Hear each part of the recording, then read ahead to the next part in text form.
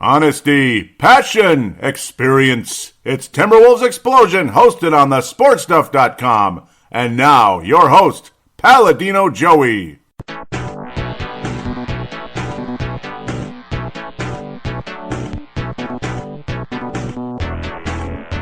Hello again, Timberwolves fans. Are you ready for the explosion of Timberwolves basketball?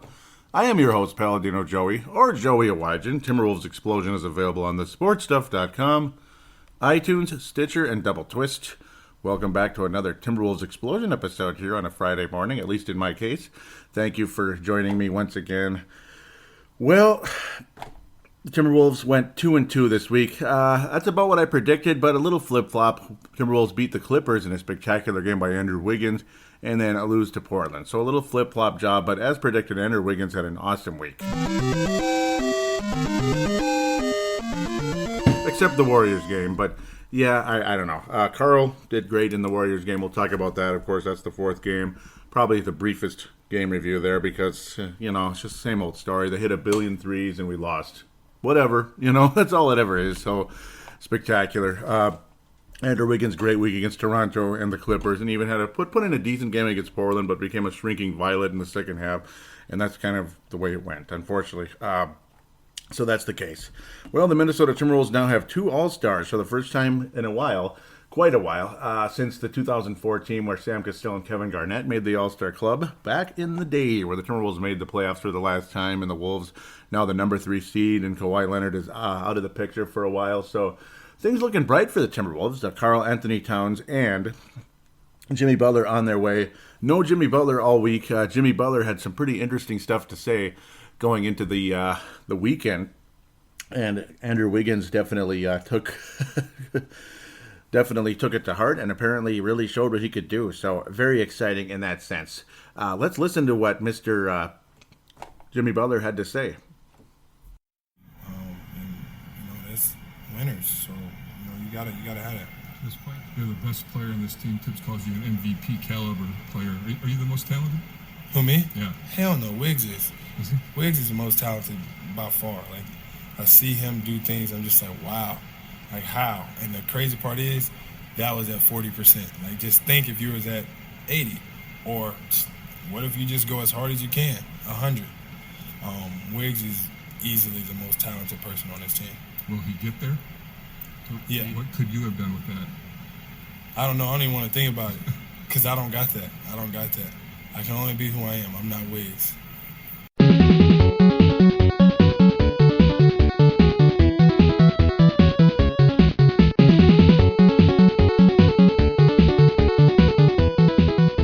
How's that for an endorsement, eh? Pretty spectacular. So there it is. And this was, of course, before the Clipper game with 40 points. Andrew Wiggins had scored 29 against Toronto the night before. So this was, I believe, Sunday with Jerry Zgoda of the Star Tribune. Thank you, Star Tribune, for that. And Jerry Zgoda, nice video there. There was another clip somewhere where Butler was saying, I'm going to help him get there, I believe. Yes, he's definitely been doing that. You're noticing a Butler effect. Butler's blessing, Butler effect. I don't know.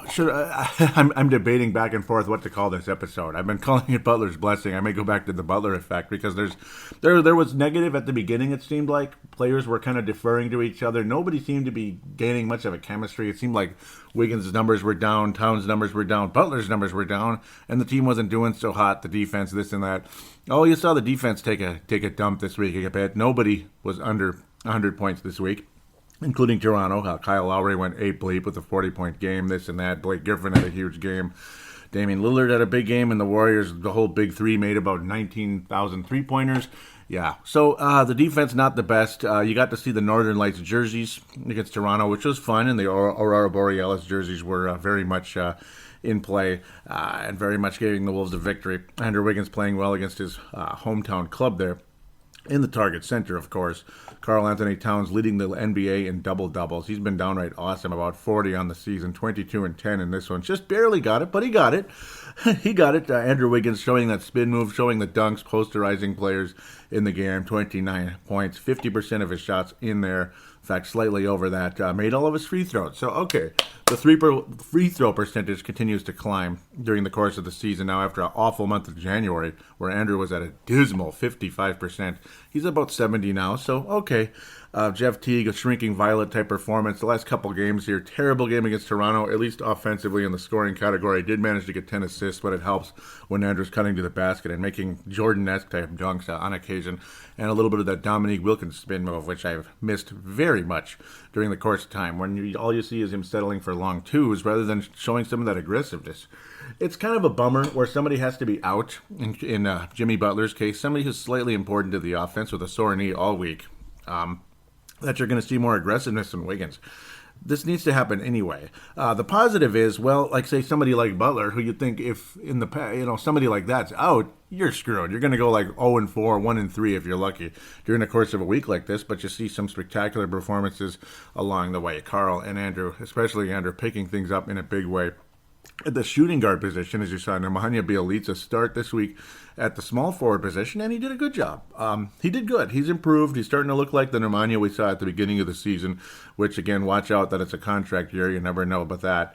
But, hey, solid performance. Shabazz Muhammad has returned to the rotation. Good for him. 7 points off the bench. Tyus Jones, very solid. 9 points, 4 assists. Gorgie, his usual 9-ish or so. Marcus Georges-Hunt filling in nicely in Jamal Crawford's stead, though he didn't shoot particularly well, still managed to get 12 points off the bench, though, in 30 minutes. Very extended minutes for Marcus Georges-Hunt. Not the best player, that's for sure, but, hey, he's okay. Jamal Crawford and Jimmy Butler out. Crawford not feeling well, and Jimmy Butler, again, the sore knee. He hasn't really been, his knee's been bugging him probably for a little while now. But, he missed the whole week. Hopefully he's been healed up during the course of time, and we'll see him back out there. The talk is he'll be back very soon. But a nice, solid win for the Wolves. Ultimately, the final score, 115-109 in Target Center. An overall fun game. Kyle Lowry scared the crap out of us as Toronto kept Toronto in the game. 6 of 10 from downtown, 14 of 25 overall. He was just making threes like crazy down the stretch, particularly in the second half. DeMar DeRozan contributed 20 points, but Kyle Lowry doubled that with 40. A season high for him. And Andrew Wiggins' 29 was a season high, which tells you it's been a quiet year for Andrew Wiggins, but you'll see a much better season high in the following game. Kind of in the Kyle Lowry level. Yeah, Kyle Lowry level. I guess Lowry's pissed off that we didn't sign him, and he showed up Jeff Teague in a pretty big way, as the Wolves chose Jeff Teague over Kyle Lowry due to age and cost, I suppose, in Kyle Lowry's case, as Kyle Lowry cost about twice as much as Jeff Teague at the end of the day. Longer contract and, of course, a lot more money involved, even though Jeff Teague is pretty wealthy after the contract he signed this summer. So now we move on to Clipperland. Woohoo. Clippers have been playing spectacular of late, and they still played well in this game. Wolves end up winning 126-118. The defense continuing to struggle, the perimeter defense, but the Wolves' offense so good that it kind of sort of didn't matter. You saw wonderful play from Andrew Wiggins in this one, 40 points. You saw a lot of what you saw in the Toronto game, but a little bit better, more aggressive, more three-pointers and all that. Andrew Wiggins, an overall awesome game. Andrew Wiggins absolutely on a tear in this one, 40 points at the end of the day. 16 of 28 from the floor, 3 of 7 from downtown. Jeff Teague really took control late in the game, though, getting to the basket and attacking like crazy. 16 of 17 at the line as he kept the Wolves ahead despite the Clippers scoring like crazy. Jeff Teague, 30 points, season high for him. Again, 16 of 17 from the line. I'd like to see a little more of that from Andrew Wiggins. He did make 5 of 8, but again, that's almost 50% again, so struggling at the free throw line still from Andrew Wiggins. Blake Griffin with a crucial turnover late as he just kept that Clippers team in this one. He was hitting from the outside, attacking the basket time and time again as the Wolves defense just really disappeared this week. You saw frustrations from guys like Shabazz Muhammad and such as Blake Griffin was able to get to the basket easily off of some backdoor passes. 32 points from Blake Griffin. Shot quite a few too many three-pointers, though, 2 of 8 from downtown, so we appreciate that. Lou Williams is their leading scorer, and he doesn't even start. It's pretty funny. He's having an awesome season. Borderline all-star level. 20.7 assists off the bench, which is kind of weird, but then again, he plays more than the starter. So who the heck is Tyrone Wallace and Milos? Yeah, Tadjosic, I don't know. I don't know who they are. They're just on the Clippers, and they're okay. They're okay. They're rotation players that happen to be starting, I guess, and good for them. It's Willie Reed, not Willis Reed, by the way. Yeah, but you get the idea. Willis Reed, obviously, just a little bit in the past there, about 40 years in the past. Entertaining game in a sense. Obviously, this was NBA TV, Monday fast break, all that. And there was a lot of fast breaking on both sides. Andrew Wiggins cutting to the basket and all that. Beautiful feed from Karl Anthony Towns down the stretch. And the Wolves finally wearing their road uniforms again. But then again, see, that's what's going on. We'll talk about that on Twitter. Has, I guess, the NBA with Nike has pretty much eliminated road in a way. Just the home team decides what's going to happen at the end of the day, who wears what. So whatever, it is what it is. And I guess, well, I think you should wear home white at home, but occasional, you want to wear your third jerseys, this and that. Nothing wrong with that, I suppose. Nemanja, 18 points starting at the small forward position. He had a pretty solid week starting, and good for him. I mean, it's nice to see Bjelica do well. I could see him starting for a Clipper-type team or something. Just saying. Not saying I want him to leave, but just saying he's capable of starting in this league, I suppose, and just not in a major role. Very, very fun game. Now, seeing Andrew Wiggins do what we believe he can do. Just drive to the basket, be aggressive, be clutch. And then Jeff Teague, it was wonderful to see him put the clamps down at the end of the day. At least put the boot on the throat, so to speak, when it came to the Clippers. Getting to the line, making the free throws. And again, Blake Griffin, crucial mistake late with a double dribble. I don't know what he was thinking. He dribbled, stopped, and dribbled. So, whoops, as he was picking up a turnover from the Timberwolves, it ended up being a crucial and costly mistake. Ended up pretty much putting a dagger in his own club. So thank you, Blake Griffin, for that. Let's continue on after a very, very fun, entertaining game with the Clippers. Again, 126-118. 118 points given up. But I suppose it's in the Clipper land. And, of course, the Los Angeles Clippers had been playing spectacular. Though I'd rather say Los Angeles for the Lakers because that's Chick Hearn. And Vince Germano has endorsed that very much. He apparently likes when I say that. And I love saying it. I've been saying it for a while, off and on. And I finally revealed why I'd been saying Los Angeles. It's Chick Hearn, as he used to say. So the Wolves go to at least go north a little bit. Go north, young man, up to Portland, and then back down to Golden State, or should we say Oakland or Oracle Arena, whatever it is. 123-114, the defense is back to sucking, and the Timberwolves offense not quite as good as you'd like down the stretch. Andrew Wiggins started up well in this one and then was a shrinking violet down the stretch, and that's too bad. Jeff Teague, again, not the best game. I thought he was going to have a huge game. It'd be similar to the Clipper game in this one. Not so good. Crawford, very awesome against his former team. This was his 4-point play, number 59 of his career. Is a guy who gets quite a few of those. Jimmy Butler's had a number of them this year as well. Wiggins still shot well, but the aggressiveness disappeared in this game, which was disappointing. He only got to the line once, and he missed them both. Teague made all 7 of his free throws, which was very helpful, of course. Crawford, again, 19 points off the bench. 7 of 9 from the floor. I would have liked to see Gorgui Dieng get more minutes in this one, really, because, Taj Gibson, well, he had an okay game. He wasn't rebounding that well. As Portland just always, they always seem to out-rebound the Wolves. Karl did not get a double-double, so that streak is over. Only 9 rebounds in the game. 6 of 9 from the floor. Confused as to some of the shot selection and such in this game. Tyus Jones, 2 of 7 off the bench. Karl Anthony Towns, only 9 shot attempts. Teague, 12, and he shot poorly. It's always the guys that are shooting poorly that get more attempts. Nemanja, 4 of 11. I mean, it was frustrating to see. Gorgui, only 4 attempts. He made 75%, So I don't understand some of this. Shabazz was solid in the short time he was out there, but it's nice to see that he's been getting minutes in just about every game. Though, of course, this one down the stretch when the Wolves appeared to pretty much be done in the game. An awful third quarter. 43 points, season high for the Portland Trailblazers. They made everything and some. CJ McCollum, and of course, same old. Damian Lillard, another Steph Curry impersonation in this game. 6-11 from downtown. It's like nobody was on him the whole game. It was terrible. McCollum, 4 of 5.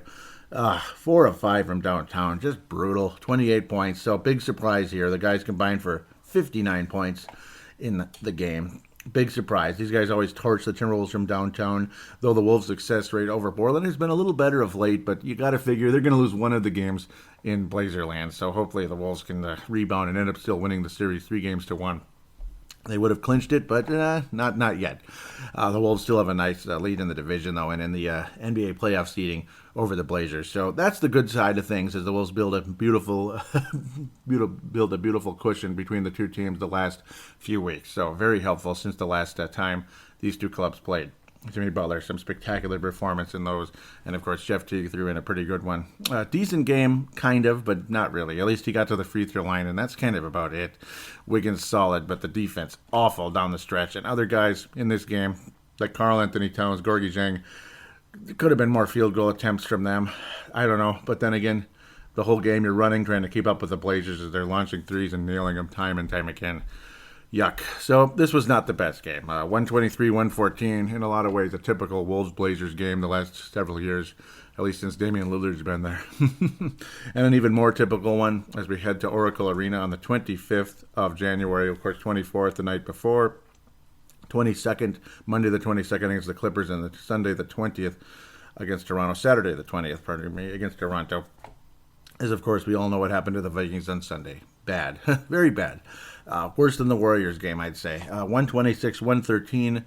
Wolves lose by 13. It felt like more. The Warriors, interesting third jerseys, I'd have to say. I kind of like them. And you see a little bit of that little red that you saw back in the late 90s, early 2000s.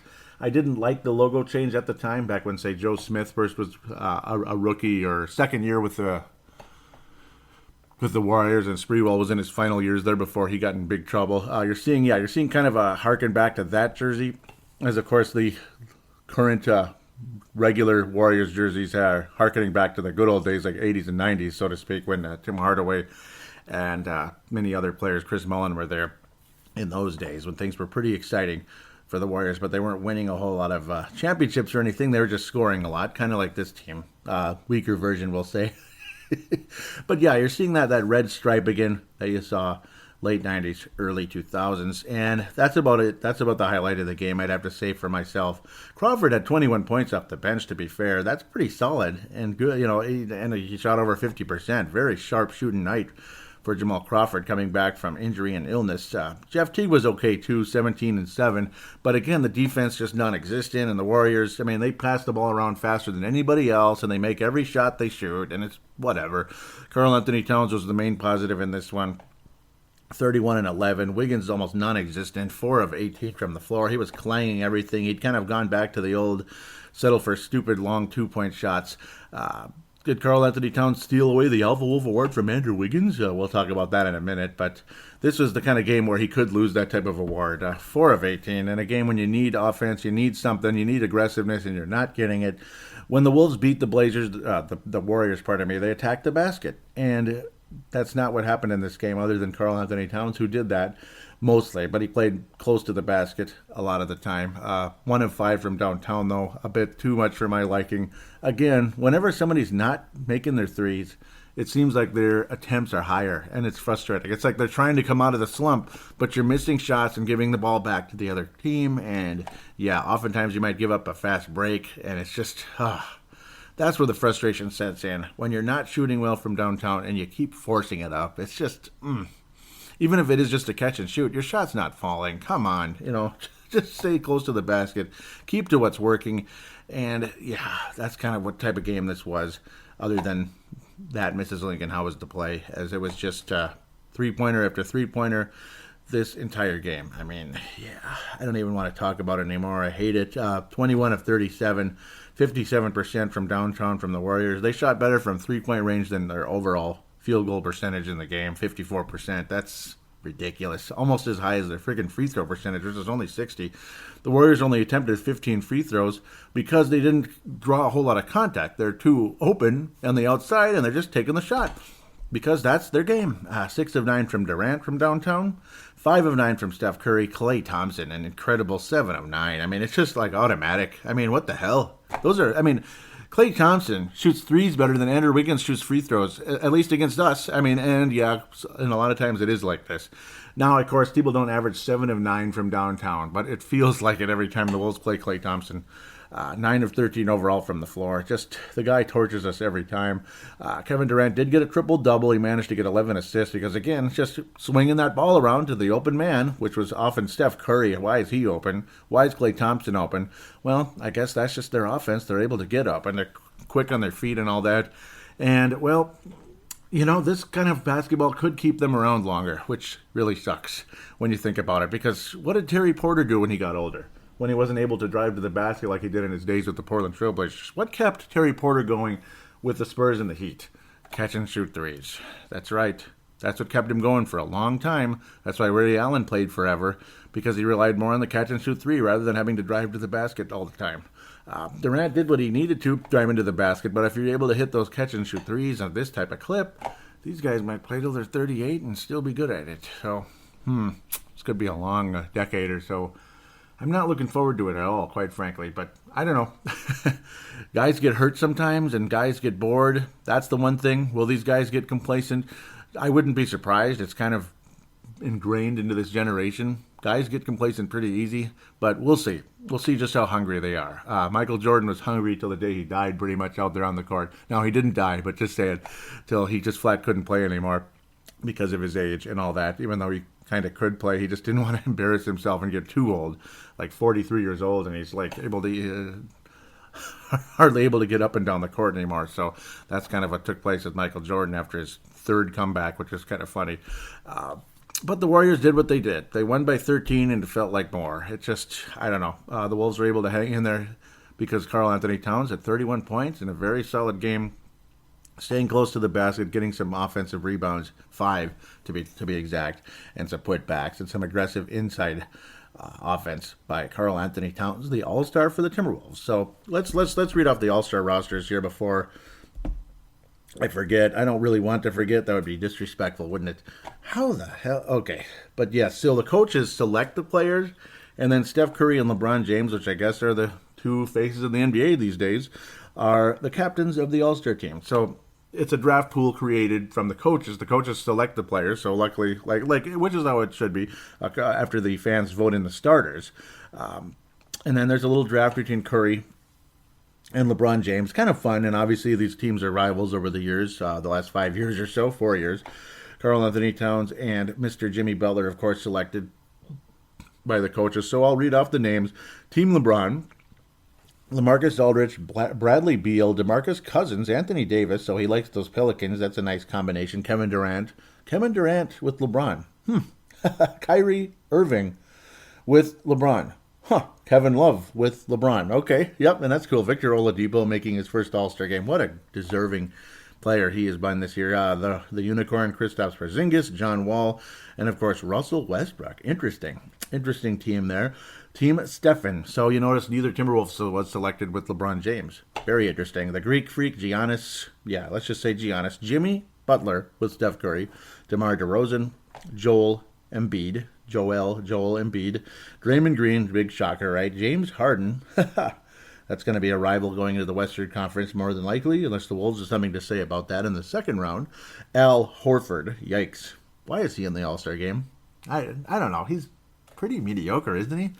Some better players, I think, were passed up in that one. We'll leave that alone for the moment. Damian Lillard, Kyle Lowry, those guys who can torch anybody.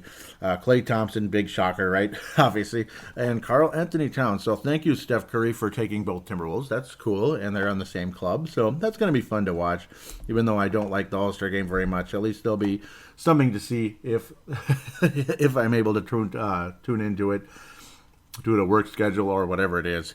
But, of course, I'd catch up on it and see how Jimmy and Carl did if I'm unable to see it.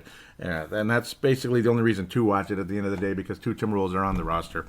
Otherwise, I'm not a big All-Star Game fan anymore. Gone are the days of Patrick Ewing, David Robinson, Michael Jordan, Shaquille O'Neal dunking on David Robinson and doing that goofy celebration he did.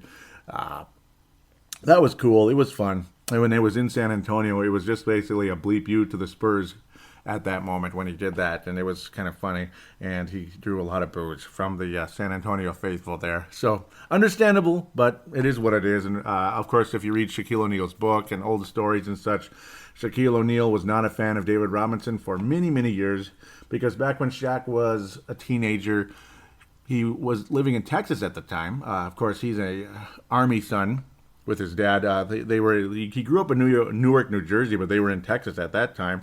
And he wanted to get an autograph from David Robinson, and he claims that David Robinson basically brushed him off. And Shaq basically was like, when I get in the league, I'm going to kick your ass. That's basically what Shaq said to David Robinson. I don't know if he actually said it to him, but he mentally said it, and then that was his moment right there to kind of show up David Robinson in the All-Star game of all places in San Antonio. So that was the story behind that. A little bit of reflection there. Fun conversation. Of course, the starters for the All-Star game, LeBron James, DeMarcus Cousins, Anthony Davis, and Kevin Durant, Kyrie Irving. So that'll be your starting lineup for Team LeBron, Team Steph, and Steph Curry. Giannis, let's just leave that alone. Greek Freak, DeMar DeRozan, Joel Embiid, and James Harden. So, of course, pretty good lineups on both sides. Very good benches as well. Victor Oladipo, Kristaps Porzingis. The Al Horford one doesn't excite me at all, but it is what it is. So let's just let that go as is. Let's pass out the awards. The Alpha Wolf Award will go to Andrew Wiggins. For this episode, he will still get it because of some spectacular performances, and you want to see him continue to do what he does. There we give a honorary Alpha Wolf Award to Jimmy Butler for continuing to motivate and, give confidence to Andrew Wiggins. And very cool conversation. Way to man up and say, hey, if you do truly believe somebody has more talent than you, to just come out and say it rather than basically say, I don't know, this and that. Kind of a controversial question at the end of the day. Do you really want to say you're the most talented player on the team, but at the same time, yes, no. But the way he literally was like, hell no, Wiggs is. So very cool. And you're seeing Andrew Wiggins respond to it nicely after that. The Johnny Flynn Memorial during the course of this week, just generally the defense, I'd have to say perimeter defense. Jeff Teague had some yucky games. He was awesome in the Clipper game, but other than that, I thought he was pretty yucky most of the week. Looked kind of non-existent out there, struggled from everywhere. Not very good at leading the offense, turning the ball over. Looked kind of like a shrinking violet in most of the games down the stretch. So very frustrating. Jeff Teague's going to get a kind of a lesser, softer Johnny Flynn Memorial for this episode. Andrew Wiggins, Alpha Wolf. We'll come back and preview 4 games after this. Switch! Play some defense, Jiminy Christmas!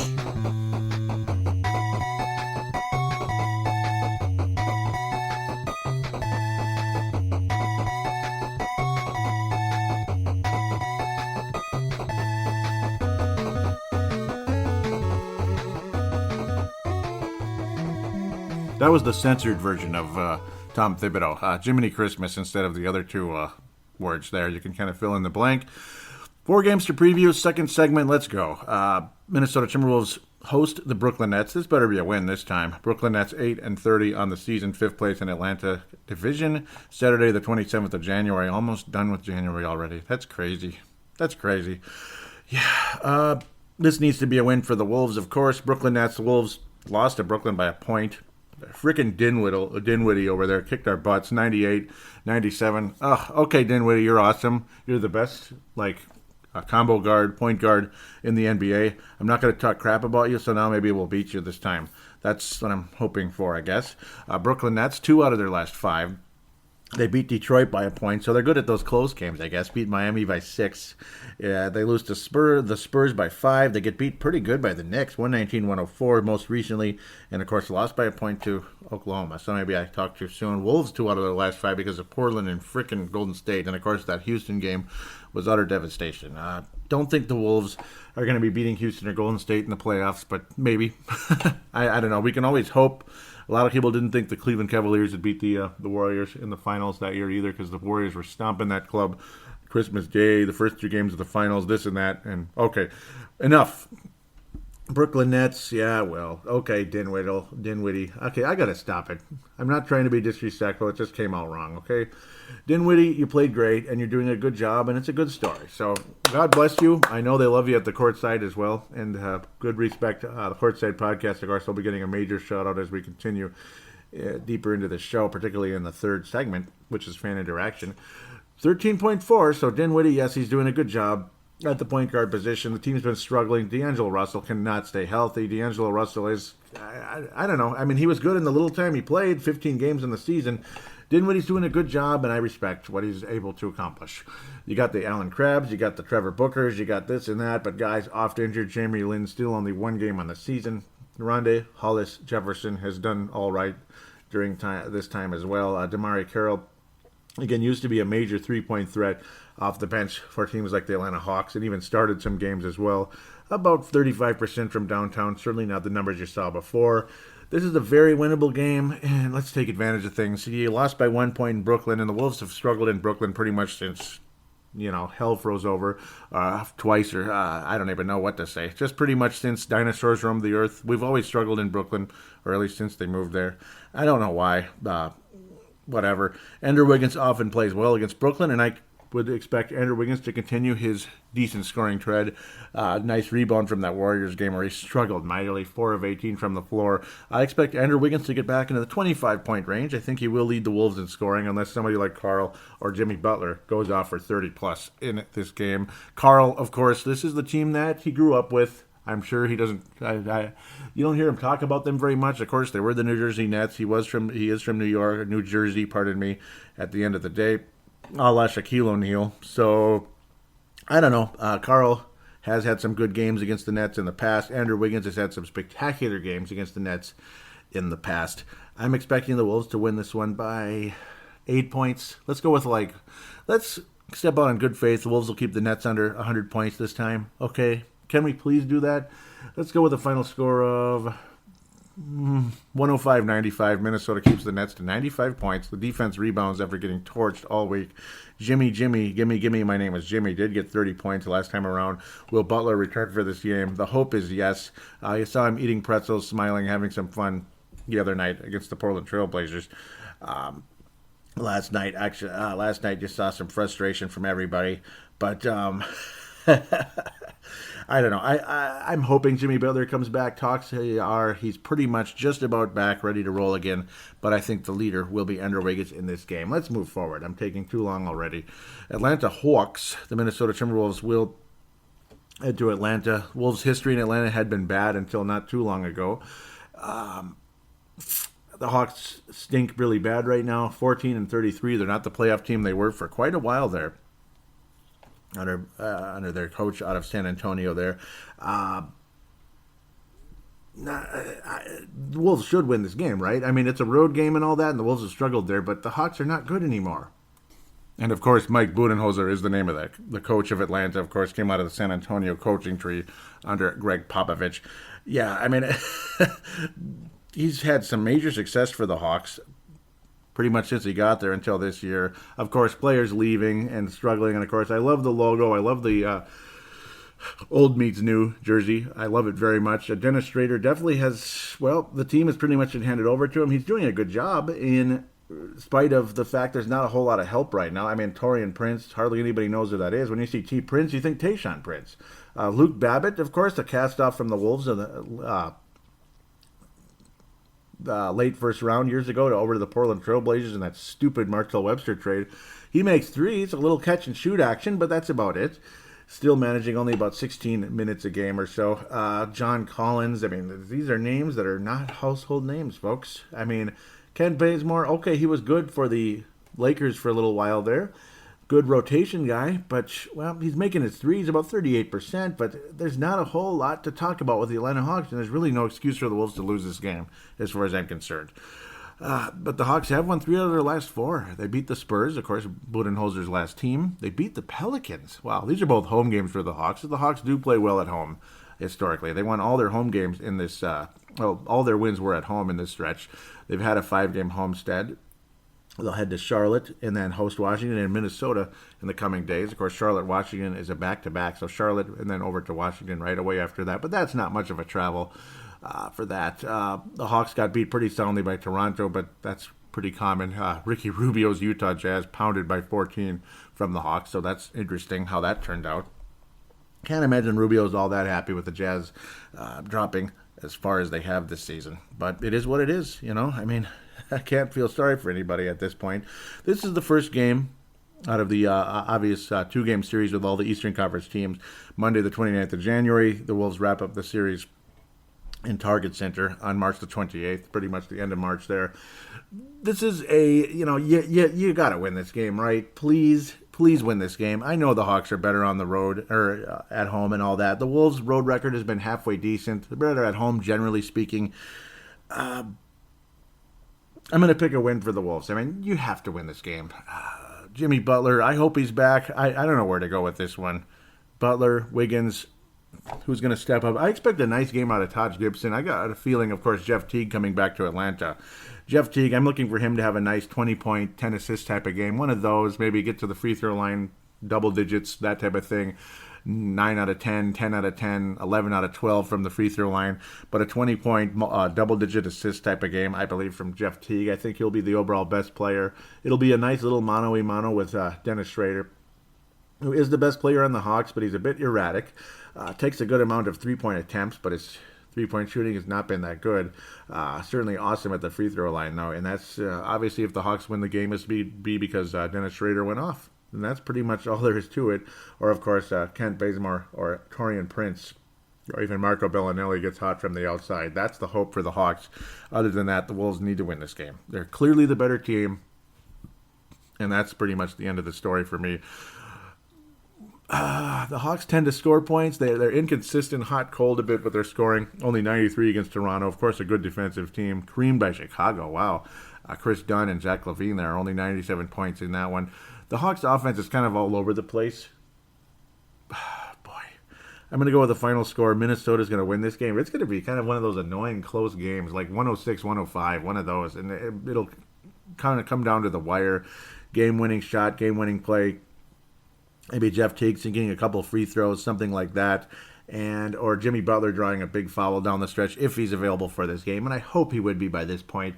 Makes the free throws, and then Atlanta unable to capitalize on their final possession, because that's what teams with this type of record do. They get an opportunity to win the game, and they don't get the job done. And that's what the Wolves did often down the stretch during their many years of struggling.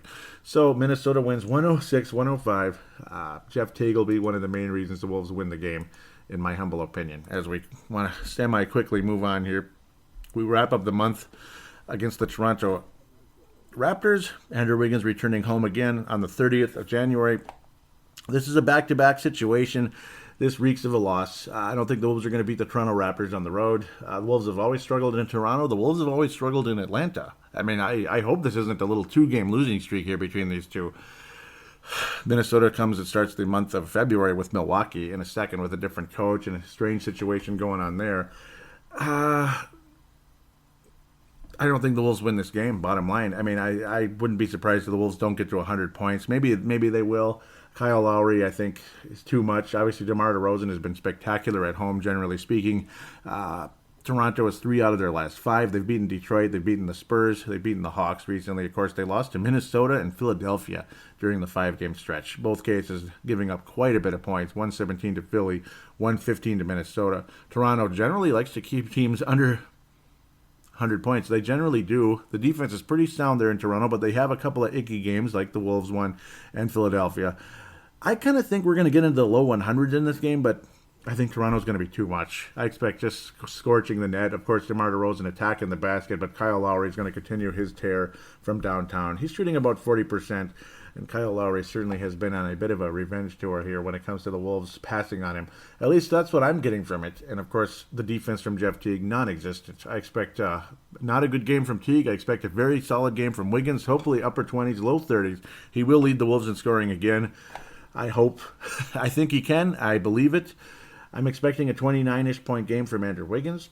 Kyle Lowry, though, he's going to get in the mid to upper 30s, I think. DeMar DeRozan's probably going to reach upper 20s, low 30s as well, and it's going to be too much. Toronto's going to win the game. Final score, 113-108. Toronto will win the game. I might even go with 113-100, something like that. I'm going to go with 113-100. I don't feel good going into this one, especially on a back-to-back, and Thibodeau is notorious for the minutes, but then again, he has been opening the bench a teeny tiny bit more. You're seeing a little more out of Shabazz, and Marcus Georges-Hunt continues to get minutes as well. So, interesting. And, of course, we just recently reviewed that game, so I don't need to talk about this, the comparison and all that, and season series. Hopefully the Wolves can sweep Toronto this year, but I don't think that's going to happen, unfortunately. Unfortunately, I don't think that's where things are going to go. So let's move on to the Milwaukee Bucks, the Jason Kidd-less Milwaukee Bucks, but still the ever-talented Bucks. They make their shots. They get close to the basket, about 48%. They're third in the league in that category, right in the middle in overall offense. 3-point percentage, they're really bad compared to other teams anyway. Rebounding, they're not good. The Wolves should win this game. We struggled against them earlier this season, which is really annoying. Drove me absolutely nuts.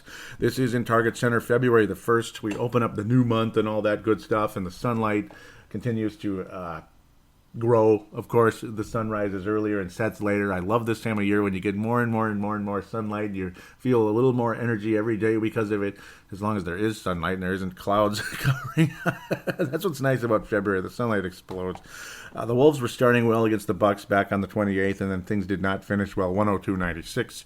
Minnesota, I think, will gain a split in this series, and I think Toronto will gain a split in the series the previous night there against the Toronto Raptors. The Greek Freak, we know him well, of course, almost 30 points a game, about 10 rebounds. He's averaging a double-double on the season. Of course, Karl-Anthony Towns is as well. Chris Middleton has been really, really solid all season as well. He stayed healthier than anybody else on the roster. Other than Thon Maker, he's the only guy on the roster that has been out there every night. Thon Maker has, again, I keep saying it, he's got that Garnett model to his game. You got Gary Payton II, which is kind of funny. Not quite as good as Alfred Payton. He struggled during the course of time, trying to get minutes, but not getting a whole lot. Jason Terry, a relic from the past in this league. Some wonderful seasons over the years with Atlanta, Dallas, and such. His best years were definitely with the Hawks, but that team wasn't very good. Matthew Dellavedova. Again, you're getting oft-injured players on this roster, unfortunately. You're still not seeing Jabari Parker, which is really sad. You keep wanting to see him, and he's still not back, and it's sad. I'm a big fan in terms of just, you want to see him succeed. You feel bad for a guy that's gotten 2 ACLs to that left knee, and it sucks.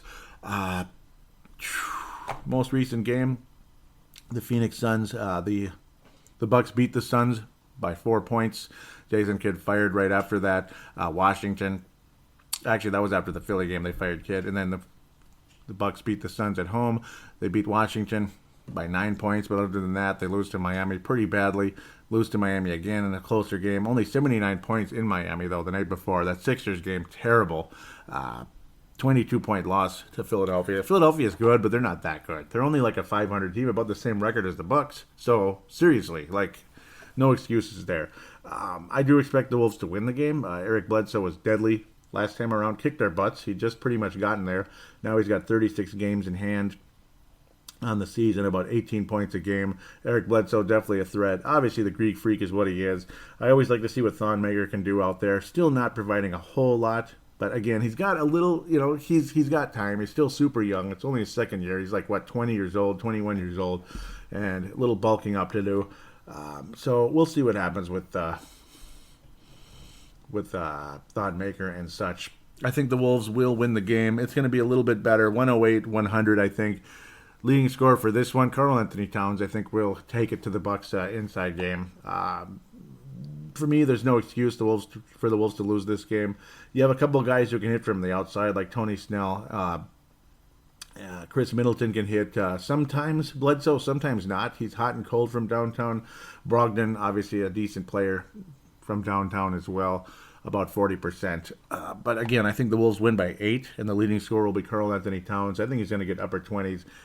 I expect to see something like a 16-rebound type performance against this club, maybe even a 20-20 out of Karl.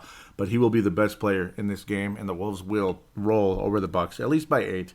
And the Minnesota Timberwolves will finish this week with a 3-1 record. The Timberwolves have been playing so well, there's no reason for me to think they're going to split this week. So that's pretty much where I stand. You saw a lot of even performances out of Butler, Towns, and Wiggins.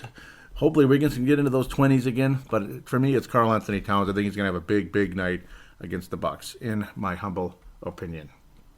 So that's pretty much where I stand with this right now. 3-1 record. Let's take a quick break. Come back, get to you guys on Fan Interaction right after this.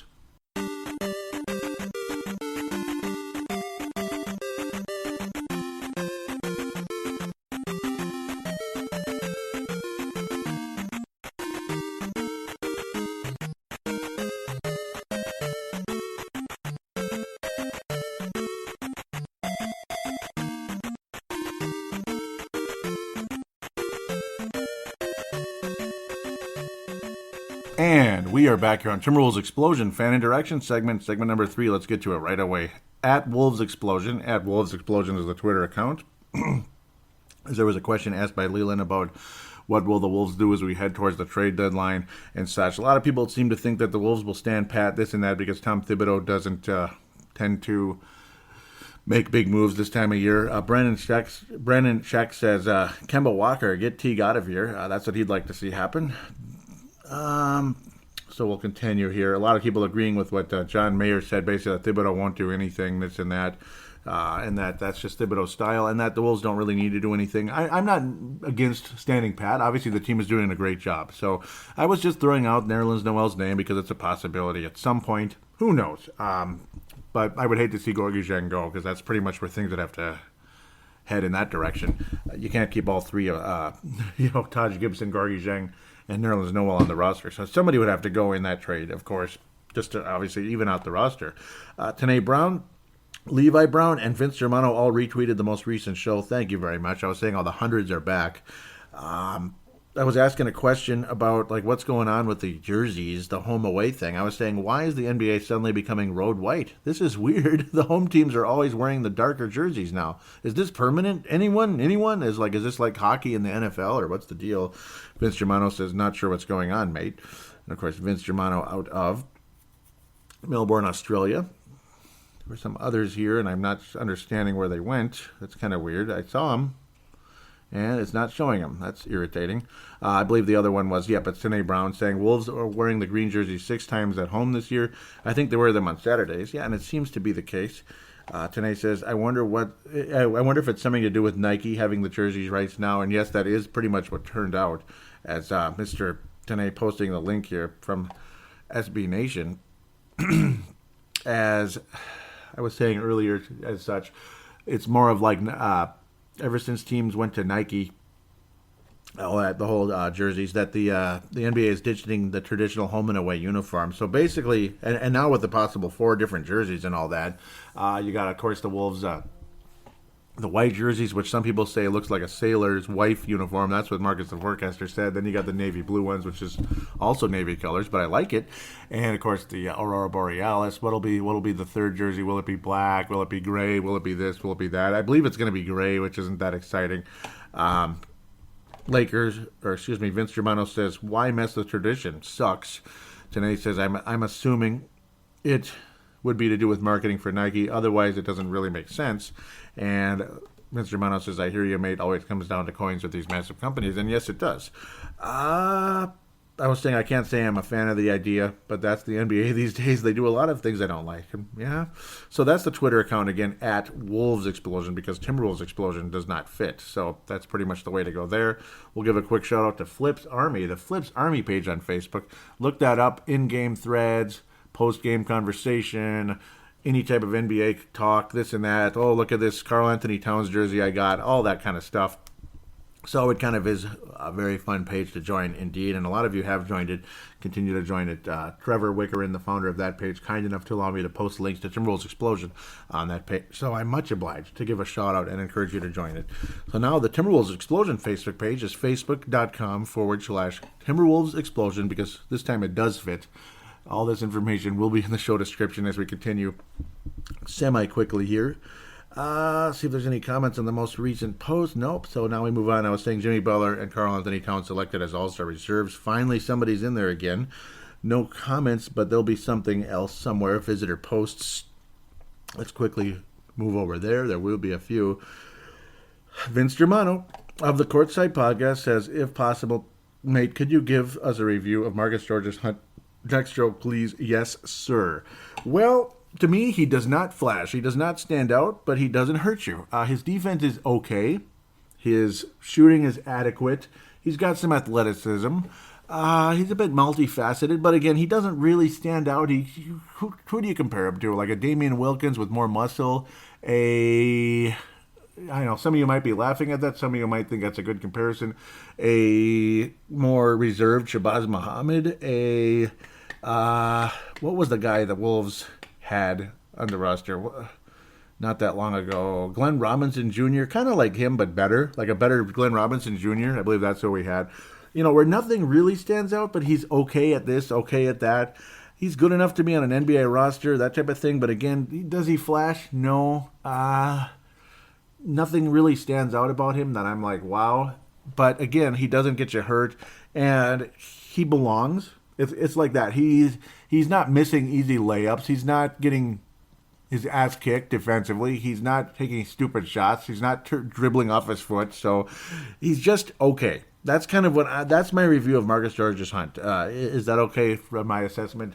I'm good at assessing players, generally speaking, and that's kind of what I've seen on him so far. Again, to me, he looks like an NBA player, but a rotation player, and that's about it. He deserves minutes, but not major minutes.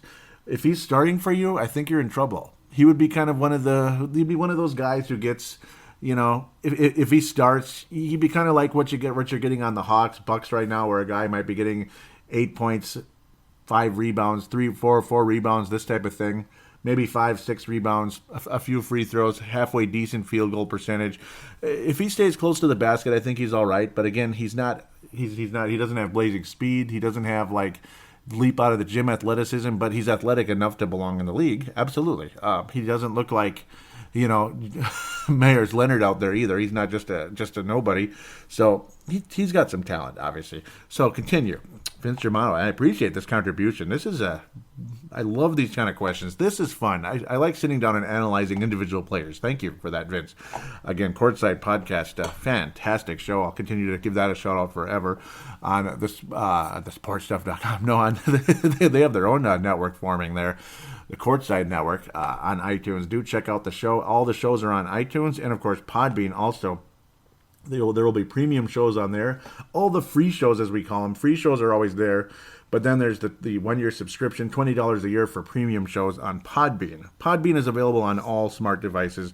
And, of course, iTunes is only Apple. But it is what it is. And, of course, Double Twist mirrors iTunes for Apple. That's why I always talk about Double Twist on this show. Because everything that's on iTunes is on Double Twist. So, Timberwolves Explosion, Purple Mafia, Brave the Wild, Courtside Podcast is on Double Twist.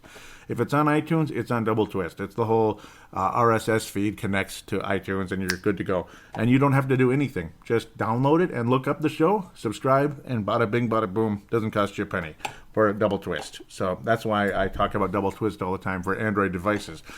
Vince Germano continues with a new one here. Question for you, mate. Let's say these reports of Kawhi Leonard wanting out of San Antonio are true. Would you give up Wiggins and Jeng to get him? Cheers, and keep up the great shows. And thank you very much. And keep up the great shows as well with the Courtside Podcast. Well, regarding Kawhi Leonard, if he could stay healthy, which apparently is becoming an issue all of a sudden, but we'll see.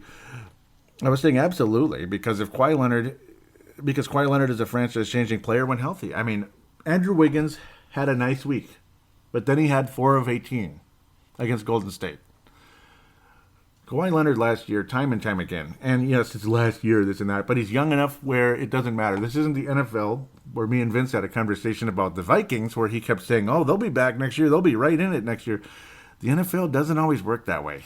When you lose a conference final game or a Super Bowl, even if you win it, the odds of coming back the next year with a similar or improved season are very slim. In the NBA, you could have a 10-year window in the NBA as long as players don't get complacent or injured. At the same time, though, again, there's always possibilities of guys getting injured regardless of how exciting the year can be. Just look at the Oklahoma City Thunder with Durant and Westbrook for years there. Great season, here we come, broken hand. Here we come again, broken ankle. Here we come again, out. Out this, out that. And it was really annoying. Knee injury, this and that. So that's what kept happening to the Thunder. And then they finally stayed healthy. They went to Game 7 when they were up 3-1 against the Warriors, and they did what they did. They peed down their leg just like the Vikings in that one. But again, with Kawhi Leonard, I think you have a sustained period of greatness with him. He's still extremely young, still has a long career ahead of him. He's not as young as he was, and he's not as young as Wiggins. Could that be a bad trade? Possibly, but right now, Kawhi Leonard is a sure thing. Andrew, maybe not. Kawhi Leonard for sure is a great defensive player and for sure is a great offensive player. He's exactly what you want Wiggins to become. Kawhi Leonard is the model of what you're hoping Andrew Wiggins will become in this league.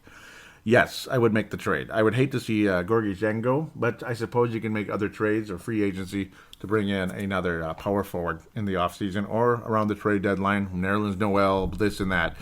That would be a fascinating trade if the Wolves are able to pull that off. Kawhi Leonard and Jimmy Butler, interesting combination. I'm not sure how that would work. It would work, I suppose, because it's working kind of sort of right now as well.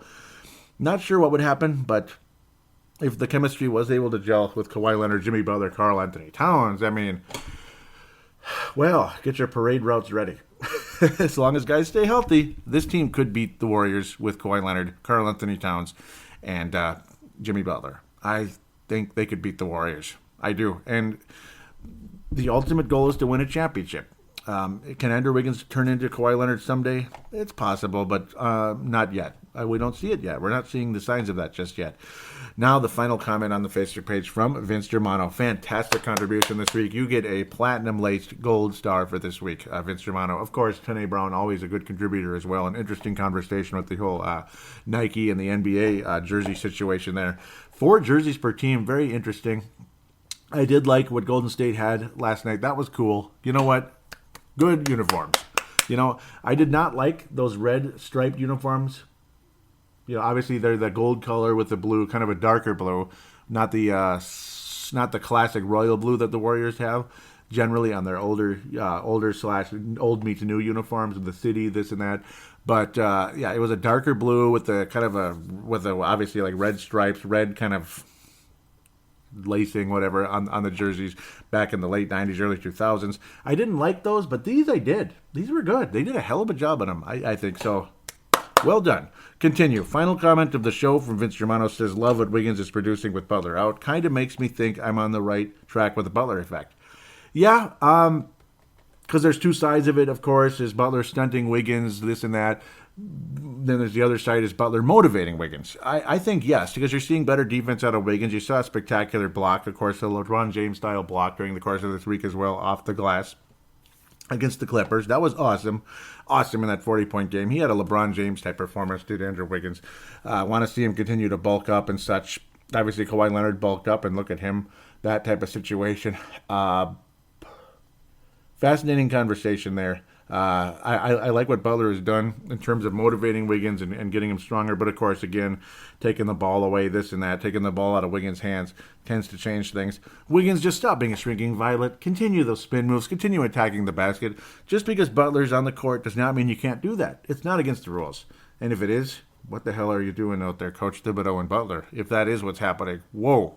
But I truly doubt that. Butler just basically said, here's the ball and go. I'm out. Go ahead. Go out there and lead the offense. And that's kind of what Butler said.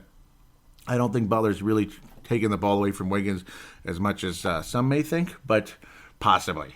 So great conversation, Vince Germano, though. Absolutely love everything you're saying here. There's two sides to the Butler effect. There's the motivation, the experience, the stronger defense, this and that. The stop being a shrinking violet, start showing some heart, some strength. Don't be scared. Don't be sad. Don't be this, that. Don't be down on yourself. And that's what Butler does bring. But then again, of course, some guys may be afraid to take too many shots because Butler's there, this, that. And Butler's taking too many shots. But Butler has done a hell of a job, I believe, with this team.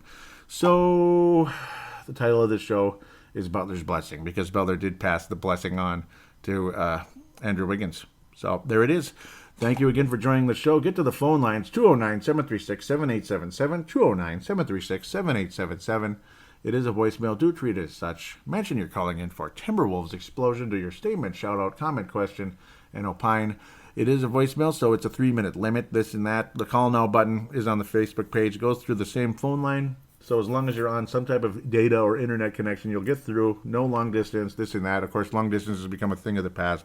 It goes through Facebook Messenger. So a lot of you talk to people overseas or long distance through Facebook Messenger. So it's the same thing. No problem there. And the final route to join is audio submission, which Tanae Brown has done. And there's no limit to that one. Though some people, I prefer to keep it to 5, but then again, a lot of you have a green light to go longer, particularly on a State of the Timberwolves type of show, or if the Wolves are in the playoffs or NBA Finals, this and that. Audio submission is using the free voice recorder on your smart device. Voice recorder on Samsung, this and that. Apple, it's already on every phone. Use it, treat it like a phone call, and then email me, save it, of course. Email me, paladinolive@yahoo.com, paladinolive@yahoo.com, and then I will quickly convert it over to an MP3 file from zamzar.com. Bada bing, bada boom, you're on the show with me. And greatly appreciated. Final thing is, please give Timberwolves Explosion a positive rating on iTunes if you like the show. Help out a little bit by doing that. It only makes the show look more attractive to potential new listeners out there. And again, thank you so much for joining. So obviously you're comparing this show to other Timberwolves shows out there. So if it's got decent ratings, people may be more inclined to listen. If there's almost nothing there, then, well, people might think, yeah. So this is obviously the oldest Timberwolves podcast. This is the oldest, and I still feel it's the best, absolutely, without a doubt. Oldest, longest, tenured, all that. Thank you again. Please do tell your friends about the show if you could. And I wish all of you a good week and another positive week for the Timberwolves. Stay healthy. Jimmy Butler, come back. Get ready to rock and roll and kick some butt this week. And a 3-1 week at the bare minimum, I hope.